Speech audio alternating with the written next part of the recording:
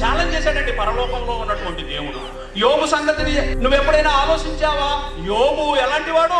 భూమి మీదనే అలాంటి వాడు మరొకడు లేడు అని అన్నాడు. ఎవరు చెప్పిన మాట ఈ మాట? సాక్షాత్తు దేవాది దేవుడు యోబు గురించి పలుకుతున్నటువంటి మాట. భూమి మీద అలాంటి వాడు లేడా?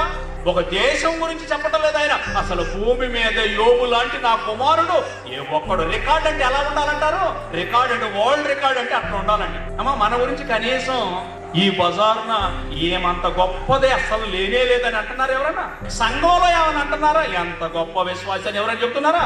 అమ్మా, దేవుడి దాకా వదిలిపెట్టండి. అసలు భూమి మీద ఉన్నటువంటి మన మధ్యలోనే మన సాక్ష్యం సరిగ్గా లేకపోతే అసలు మనం క్రైస్తవ్యంలోకి ఎందుకు వస్తున్నాము? క్రైస్తవ్యంలోకి ఎందుకు వస్తున్నాము? దేవుని ఎందుకు నమ్ముతున్నాము? అసలు ఎందుకు ఉపవాసాలు, ఎందుకు ఈ ప్రార్థనలు, ఎందుకు ఏమంటే మీ కానుకలు, ఎందుకు ఇవన్నీ కూడా చేస్తున్నారు? మనం ఒకటి పట్టుకుంటే ప్రియమైన వాళ్ళ కడదాకా దాన్ని కొనసాగించాలండి.